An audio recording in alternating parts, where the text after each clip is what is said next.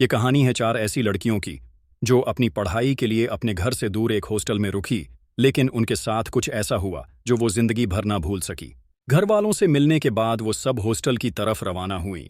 जब वो हॉस्टल पहुंची तो रात काफी हो चुकी थी और रात की खामोशी हॉस्टल की पुरानी बिल्डिंग पर छाई हुई थी। हवा के झोंकों से खिड़कियां हल्की हल्की बज रही थी। आयशा ने अपना बैग कंधे से उतारा और रूम नंबर 13 के दरवाजे पर लगे पीतल के नंबरों को देखा। दरवाजा खोलते ही ठंडी हवा का एक झोंका आया, इतना सर्द कि आयशा के रोंगटे खड़े हो गए। कमरे के अंदर हल्की रोशनी थी, दीवारों पर पीले दाग थे। बल्ब की रोशनी हल्की हल्की ब्लिंक कर रही थी और कमरे के कोने में एक पुराना धुंधला सा आईना दीवार पर लटका हुआ था। सना, जो आयशा के पीछे खड़ी थी, उसने धीमी आवाज में कहा, ये जगह अजीब सी है।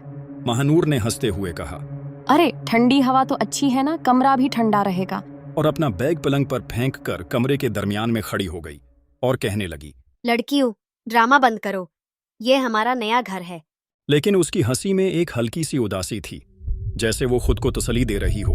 हिना खामोशी से कमरा देख रही थी। हिना ने अपनी उंगली से आईने को छूते हुए कहा, ये आईना कितना पुराना लगता है। लेकिन सब अपनी बातों में मगन थे और उसकी आवाज को किसी ने संजीदगी से ना लिया। रात काफी हो चुकी थी, सब लड़कियां अपने सामान की सेटिंग कर रही थी। लेकिन जैसे ही घड़ी पर 12 बजे तो अचानक कमरे में अंधेरा छा गया। सना ने आयशा का हाथ पकड़ लिया और कांपती आवाज में कहा, ये क्या था? आयशा ने कहा, बस लाइट का मसला होगा। उसकी नजर आईने पर पड़ी। उसे आईने में लंबे बालों वाली एक औरत की शक्ल का साया नजर आया जो उसे ही घूर रही थी। आयशा ने महानूर से पूछा, तुमने कुछ देखा? महानूर ने हंसते हुए बात को टाल दिया। अगली सुबह किरण नामी एक सीनियर लड़की ने उन्हें कैंटीन में रोका और पूछा, तुम सब रूम नंबर 13 में हो ना? उस कमरे के बारे में सब जानते हैं। वहां एक लड़की रहती थी जिसका नाम ज़ैनब था। वो रातों रात गायब हो गई। कोई नहीं जानता क्या हुआ। कहते हैं उसकी रूह अब भी वहां है। महानूर उसकी बातों पर हंसने लगी, लेकिन सना का चेहरा ये सुनकर सफेद हो गया। सना के पास एक तावीज था जिसे उसने मजबूती से पकड़ लिया और बोली, तुम मजाक क्यों उड़ाती हो? क्या पता सच हो? सब लड़कियां वापस अपने कमरे में आ गई। उसी रात जब सब सो रही थी, सना को लगा जैसे कोई उसके कान में बोल रहा हो कि तुम यहां नहीं रह सकती। वो आवाज इतनी ठंडी थी जैसे बर्फ से बनी हो। वो चीख कर उठी और बाकी लड़कियां भी उसकी चीख से जाग गई। जैसे ही वो उठी तो कमरे का दरवाजा जोर से बंद हुआ। दरवाजे की आवाज से सब लड़कियां डर गई और आईने में एक हल्की सी दरार पड़ गई। हिना ने डरते हुए धीमी आवाज में पूछा, ये क्या था? आयशा ने कहा, हवा होगी। लेकिन उसका दिल भी जोर जोर से धड़क रहा था। सना ने सुबह महानूर को ब्रश करते हुए बताया कि उसे रात को आईने में एक लड़की दिखती है जिसके लंबे काले बाल, सफेद लिबास और उसकी आंखें सुर्ख होती है।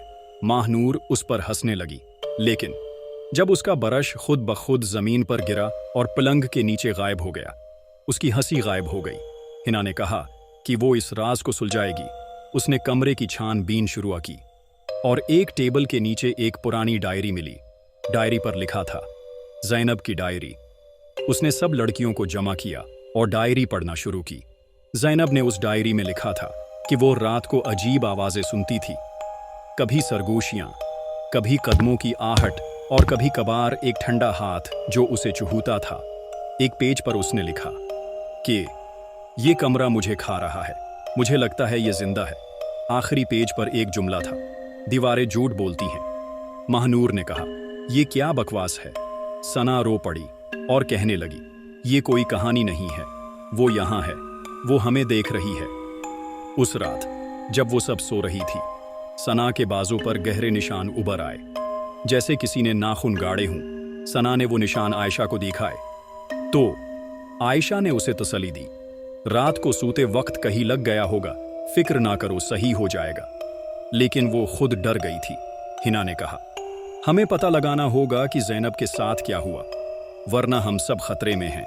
महानूर अब डर गई थी, लेकिन उसने फैसला किया कि वो उस बूथ को चैलेंज करेगी। उसने आईने के सामने चीख कर कहा, अगर तो यहां है तो दिखा खुद को। अचानक कमरे की लाइट्स झपकने लगी, दरवाजा जोर जोर से हिलने लगा और आईने में एक लड़की की शक्ल नजर आई, जिसके बाल लंबे और चेहरा सफेद था। उसकी आंखें खाली थी, लेकिन उसके चेहरे पर गुस्सा था। उसकी आवाज कमरे में गूंजी। वो बोली, तुमने मुझे बुलाया।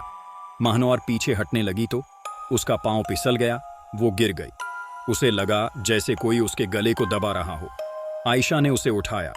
हिना ने फौरन दुआ पढ़नी शुरू की तो आवाज गायब हो गई। लेकिन आईना अब हर रात अजीब चीजें दिखाता, जैसे कोई उन पर हंसता हो। सना अब कमरे में सोने से डरती थी।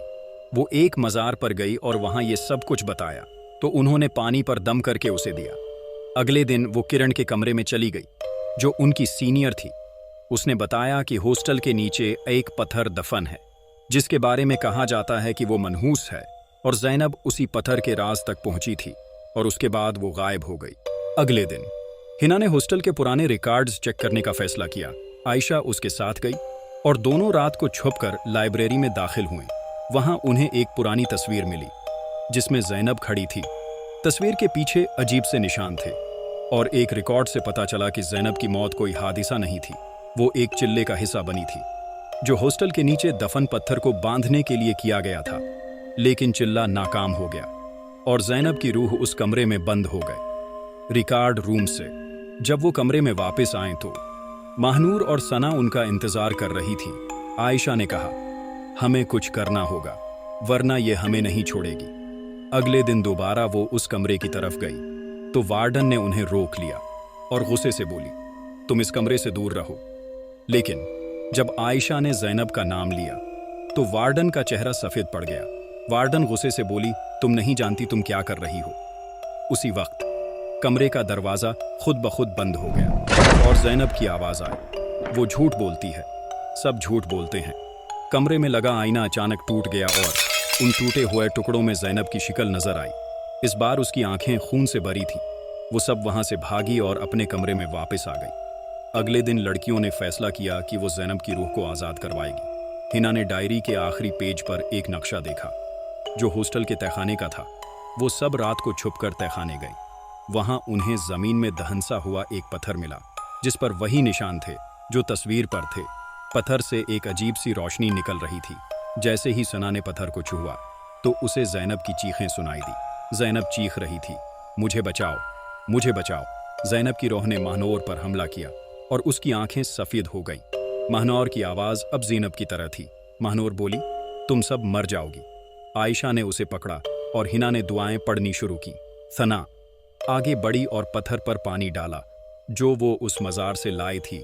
पत्थर से एक चीख निकली और कमरा हिलने लगा। महानौर से ज़ैनब की रूह निकली और फिर गायब हो गई। उसी लम्हे वार्डन तहखाने में आई और चीख कर कहा, तुम यहाँ क्या कर रही हो। वार्डन उन सबको लेकर तहखाने से बाहर आए और डांट कर सबको कमरे में भेज दिया। अगले दिन वार्डन ने उन्हें अपने ऑफिस बुलाया और लड़कियों को रूम नंबर 13 छोड़ देने का कहा। हॉस्टल इंतजामिया ने कमरे को हमेशा के लिए बंद कर दिया, लेकिन अब भी उस कमरे से रात को कभी कभार आवाजें सुनाई देती है। आयशा, सना और हिना कभी इस रात को नहीं भूली। हॉस्टल की जिंदगी जारी रही, लेकिन रूम नंबर 13 के बारे में कहानियां कभी ना रुकी। कुछ कहते हैं ज़ैनब अब आज़ाद है, कुछ कहते हैं वो अब भी वहां है और इंतजार कर रही है किसी नए मेहमान का।